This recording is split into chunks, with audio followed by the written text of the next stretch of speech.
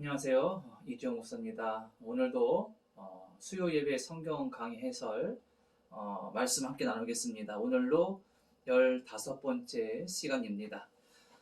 오늘 본문 말씀은요. 고린도전서 4장 14절로 21절까지 말씀입니다. 제가 읽겠습니다. 고린도전서 4장 14절로 21절입니다. 내가 너희를 부끄럽게 하려고 이곳을 쓰는 것이 아니라 오직 너희를 내 사랑하는 자녀같이 구원하려 하는 것이라. 그리스도 안에서 일만 스승이 있으되 아버지는 많지 아니하니 그리스도 예수 안에서 내가 복음으로써 너희를 낳았음이라. 그러므로 내가 너에게 권하노니 너희는 나를 본받는 자가 되라. 이로 말미암아 내가 주 안에서 내 사랑하고 신실한 아들 디모데를 너에게 보내었으니 그가 너희로 하여금 그리스도 예수 안에서 나의 행사 곧 내가 각처 각 교회에서 가르치는 것을 생각나게 하리라. 어떤 이들은 내가 너희에게 나아가지 아니할 것 같이 스스로 교만하여졌으나 주께서 허락하시면 내가 너희에게 속히 나아가서 교만한 자들의 말이 아니라 오직 그 능력을 알아보겠으니 하늘의 나라는 말에 있지 아니하고 오직 능력이 있음이라. 너희가 무엇을 원하느냐? 내가 매일 매를 가지고 너희에게 나아가랴. 사랑과 온유한 마음으로 나아가랴. 아멘. 오늘 4장의 마지막 부분인데요.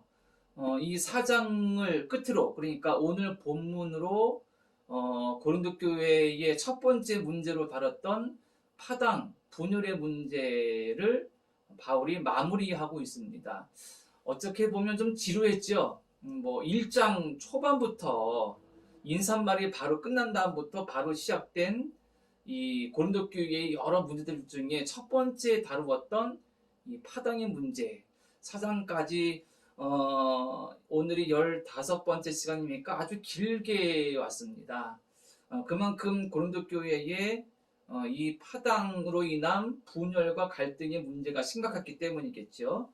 자, 오늘 그 마무리이기 때문에 그런 의미에서 염두에 두시고 보겠습니다. 먼저 우리가 앞단락에서 바울이 이 파당의 문제들로 혼란 갈등 가운데 있는 고린도 교회들을 여전히 책망하는 말씀 우리가 보았습니다. 그리고 이 전 단락에서 바울은 자신 같은 사도들과 고린도 교회 성도들을 비교하면서 그들의 교만과 불신앙을 책망했던 것을 우리가 보았습니다. 그래서 지난 단락을 우리가 결론지어 이렇게 표현했었죠. 바울이 고린도 교회들에게 이렇게 묻는 것과 같다. 당신들은 예수를 믿는 것이 맞습니까? 이런 어떤 물음으로 우리가 지난 시간을 좀 살펴보았고요. 오늘도 그 이어지는 말씀인데 아마 바울이 14절, 그러니까 첫 부분에는 제 생각에는 내가 너무 심하게 말했나? 그런 생각이 들었는지 좀 부드럽게 나가는 것 같아요. 하지만 읽다 보면 여전히 바울은 아주 강경하게 이 파당으로 말미암아 교회의 혼란과 갈등을 일으키고 또 영혼에 상처를 준 이들을 책망하고 있습니다. 자, 오늘도 좀 절을 좀 나눠서 볼 텐데 먼저 처음으로는 14절과 15절을 나눠서 보면 좋을 것 같아요. 그리고 14절과 15절에서 저희가 함께 좀 주목해서 봐야 되는 그런 단어, 문장은 뭐냐면 첫 번째는 아버지라는 표현이 있고요.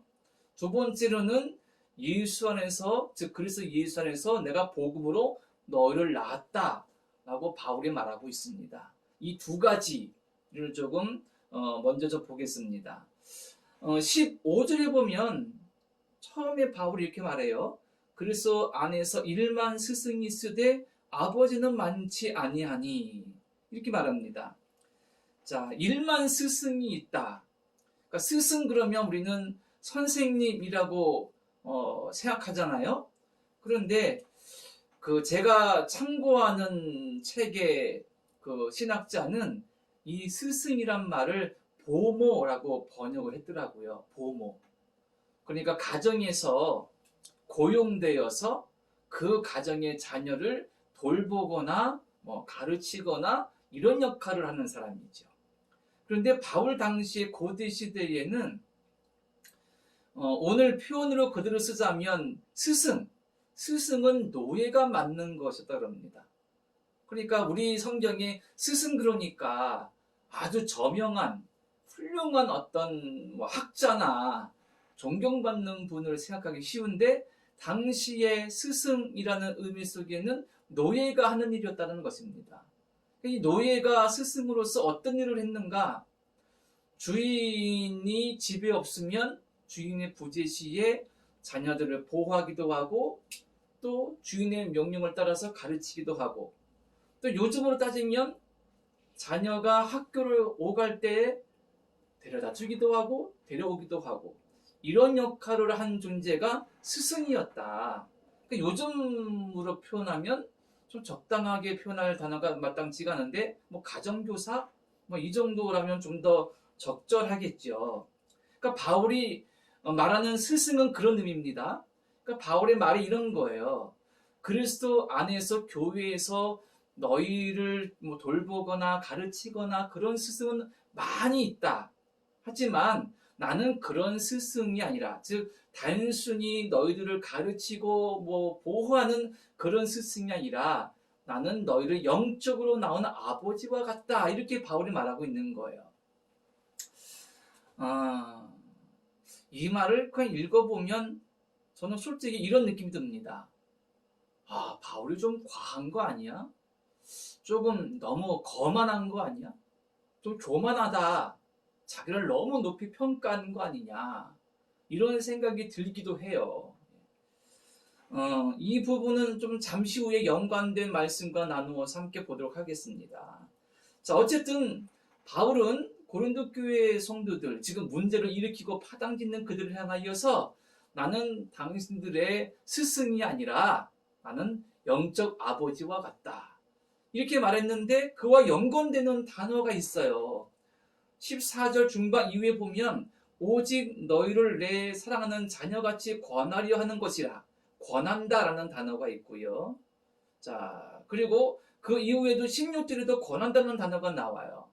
그러니까 권한다는 말의 원래 의미는 뭐냐면 누구에게 교훈하거나 충고하거나 좋은 말을 하는 거잖아요. 그런데 이 시대에 이 바울이 사용한 이 권한다는 말이 아버지가 그러니까 부모가 자녀에게 사랑으로 때로는 엄하기도 하지만 때로는 무섭기도 하지만 그래도 그 자녀를 사랑하는 마음으로 부드럽고 사랑 넘치는 마음으로 충고도 해주고 보살펴도 주고 혼내기도 하고 교훈도 하는 그런 부모의 심정에서 자녀를 대하는 마음의 교훈과 또 충고 같은 것을 바울이 그 단어를 사용했다는 겁니다.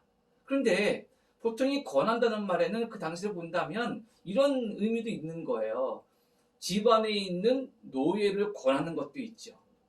이거는 주인이 내 소유인 노예를 지금 가르치거나 복종시키려고 아주 강하게 억압적으로 무섭게 다그치는 겁니다.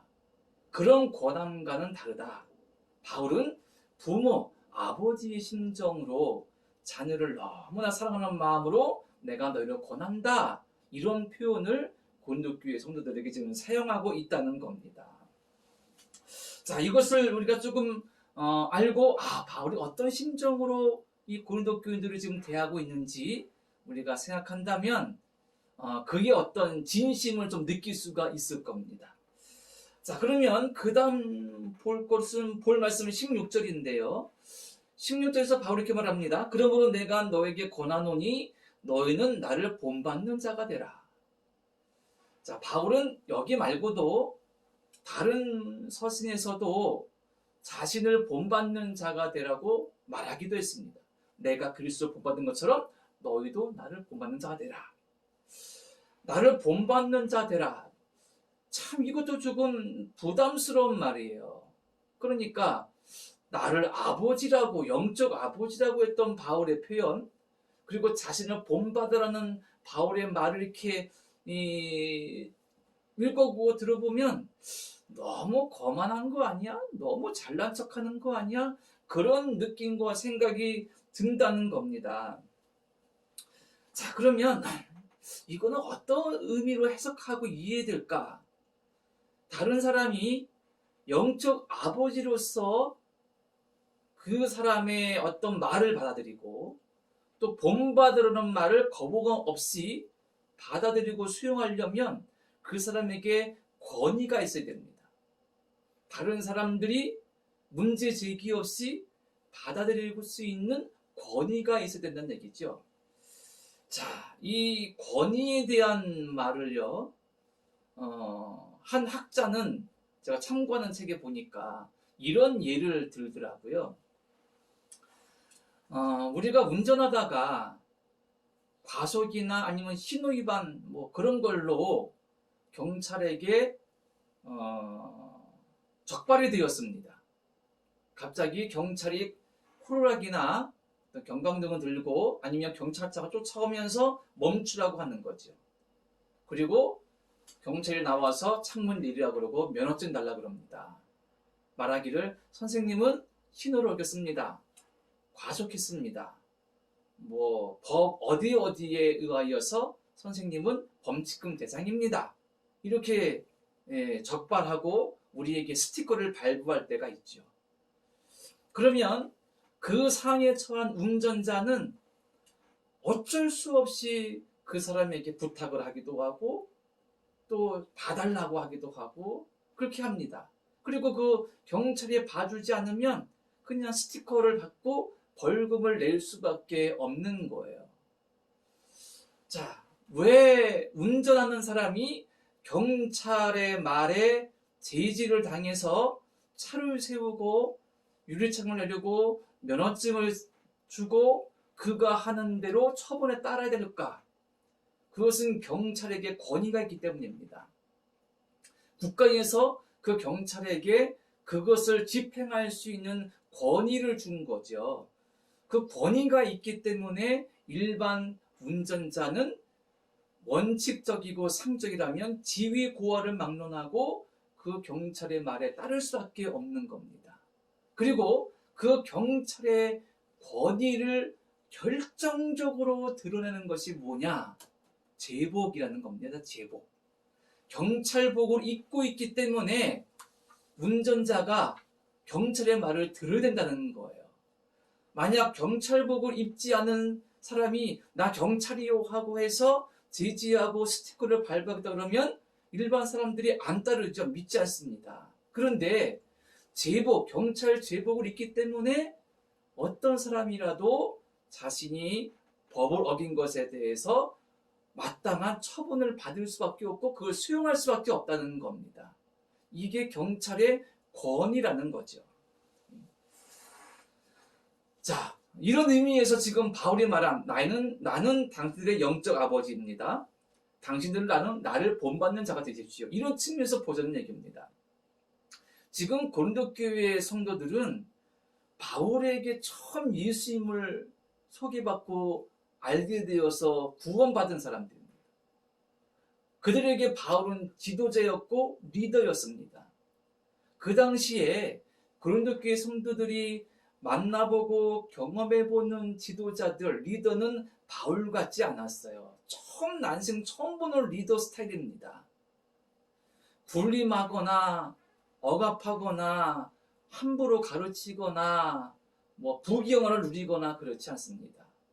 그 당시에 황제, 그 당시 어떤 소피스트 철학자들 막 자기의 권위를 내세우고 그리고 여러 가지 부귀영화를 누리고 여러 가지로 힘을 가지고 권력 가지고 사람들을 억누르는데 바울은 전혀 그런 스타일이 아니었다. 오히려 자기를 희생하고 자기 삶을 포기하고 우리가 지난 시간에 마지막 보여 본 것처럼 자신을 세상에 찌꺼기 쓰레기처럼 여긴다라는 말처럼 자기의 삶과 자기 가진 모든 것들을 포기했습니다. 예수님 때문에. 예수를 믿고 그분을 전하는 삶을 살기 위해서, 그분을 닮기 위해서, 그분을 따라가기 위하여서 그는 모든 것을 포기하고 버리고 스스로 죽은 것과 다름없는 그런 이타적인 주를 위한 삶을 살게 되었죠. 바울의 권위는 여기서 나온다는 겁니다. 예수님을 따라가고자 하는 간절한 믿음과 사명감, 그리고 예수님의 복음을 삶으로 살아내는 그의 삶의 모습, 삶에서 사명 감당하고자 하는 그의 철저한 헌신과 희생과 자기 포기와 자기 죽음, 이것이 고린도 교인들에게는 말할 수 없는 권위였다. 고린도 교회뿐 아니라 초대교회 바울에 의해서 세워진 많은 교회들에게 성도들은 바울의 권위가 그렇게 느껴진 것이죠. 자, 그러면 앞에 경찰 이야기와 연결해 본다면 바울의 권위를 결정적으로 드러내는 제복은 뭐냐?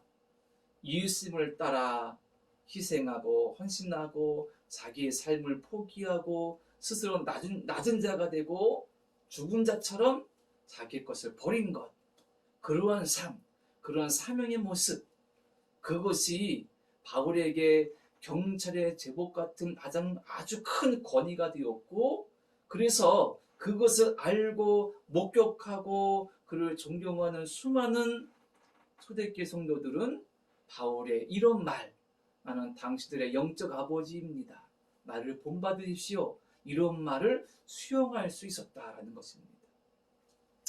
여기서 생각하는 것은 진정한 권위는 어디서 나올까라는 겁니다. 믿는 자의 권위, 오늘날의 교회의 권위, 저와 같은 목사의 진정한 권위, 목사의 권위는 어디서 나온 것일까? 개인적으로는 저에게 참 딜레마와 같습니다. 목사인 저에게 권위는 어디서 나오는 것일까? 어떤 권위가 옳은 것일까?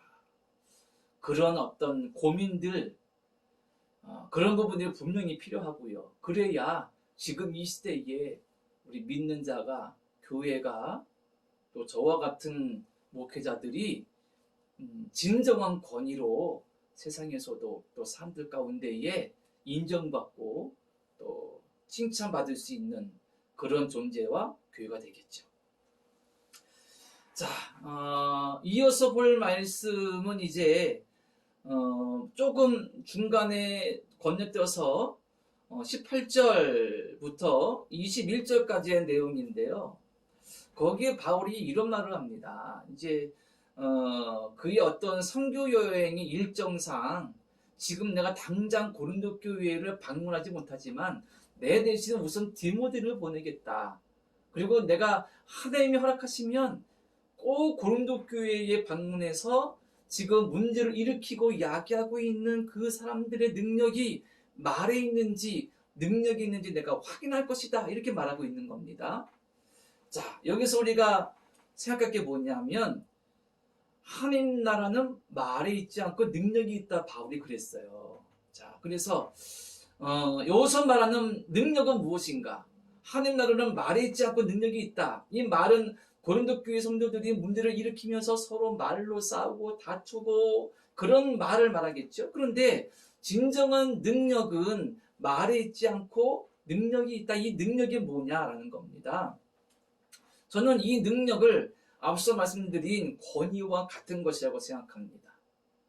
앞서 말씀드린 바울의 권위, 내가 당신들의 영적 아버지입니다, 나를 본받으십시오 라고 말할 수 있는 삶으로, 생명으로 주님을 닮았고 주님을 따라갔던 그 모습의 권위가 진정한 권위라는 것이죠. 그게 진짜 능력이라는 것입니다. 그러니까 참된 능력은 은사도 아니고요, 그리고 말의 어떤 유창함도 아니고 여러 가지 다른 달란트도 아니고, 가장 중요한 능력은 바울이 가지고 있는 권위, 예수님을 닮고 예수님 주신 사명 감당하고 예수님처럼 겸손하고 자기를 낮추고 스스로 포기하고 희생하며 헌신하며 삶으로 복음을 살아내고 삶으로 사명 감당하는 것, 이게 진짜 능력인 겁니다.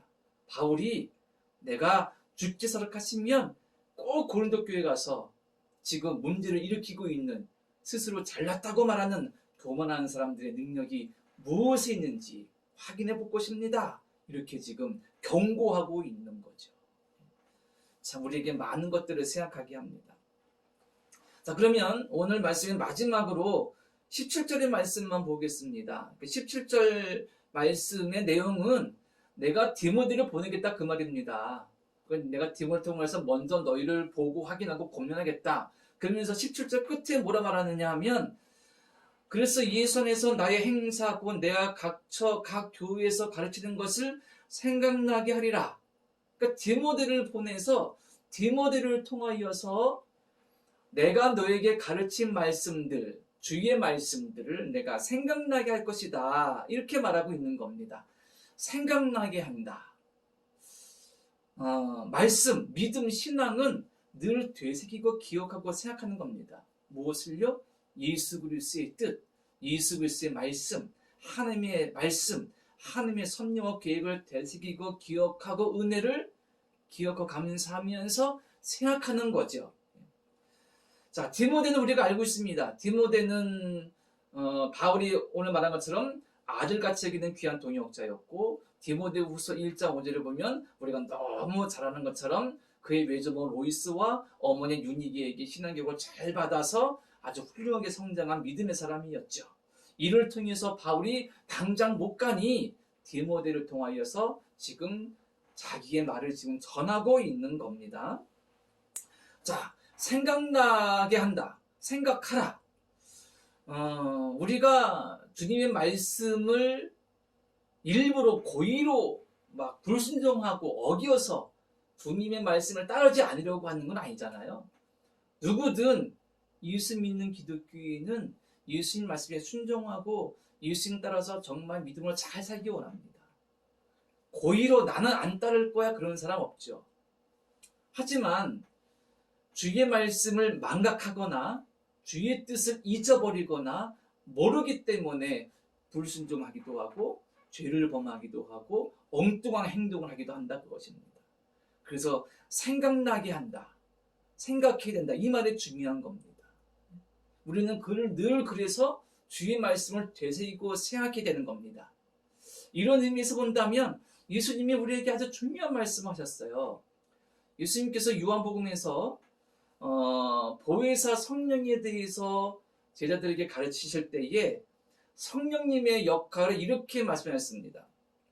요한복음 14장 26절에 보혜사 곧 아버지께서 내 이름으로 보내실 성령 그가 너희에게 모든 것을 가르치시고 내가 너희에게 말한 모든 것을 생각나게 하리라.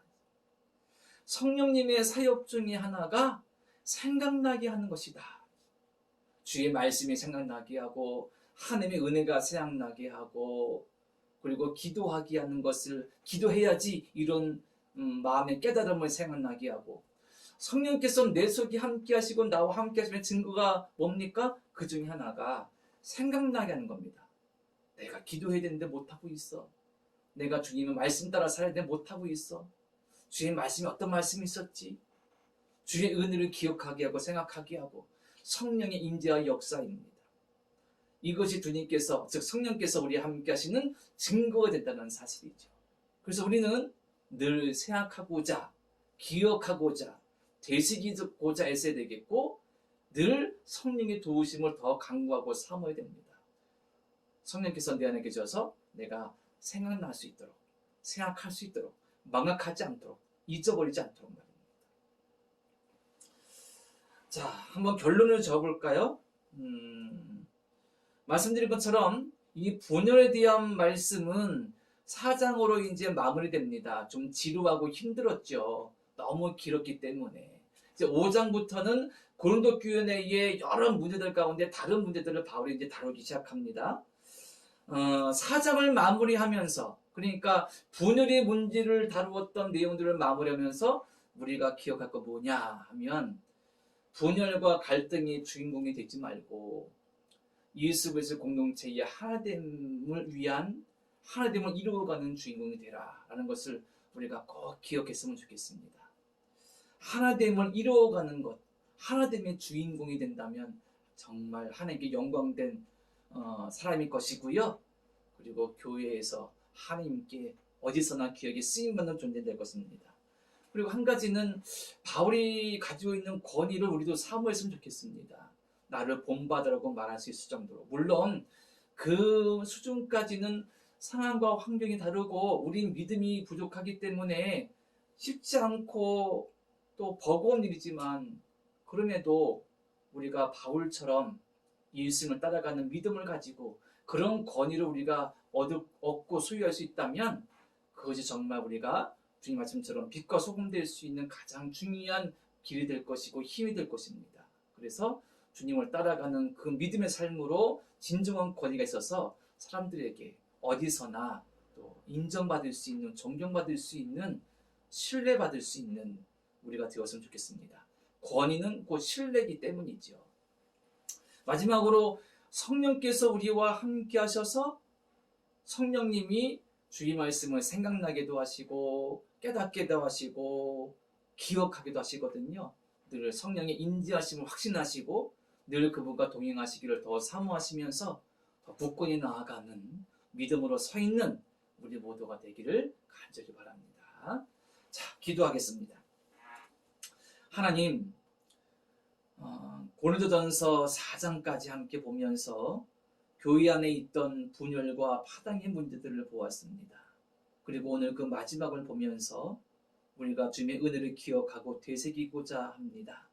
우리가 분열과 갈등의 주인공이 아니라 하나됨의 주인공 되게 도와주시고 예수님을 따라서 삶으로 예수님과 함께하여서 진정한 믿는 자의 권위가 우리 가운데 있도록 도와주시고 나아가서 성령님이 함께하시는 은혜가 넘쳐서 날마다 기쁨으로 또 주님과 함께할 수 있는 귀한 은총과 은혜를 주님 도와여 주옵소서.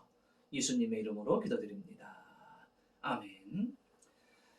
자, 5장부터는 말씀드린 것처럼 새로운 부분들이 나오는데 기대하시고 또 함께 또 사모하면서 다음 시간 뵙도록 하겠습니다. 감사합니다.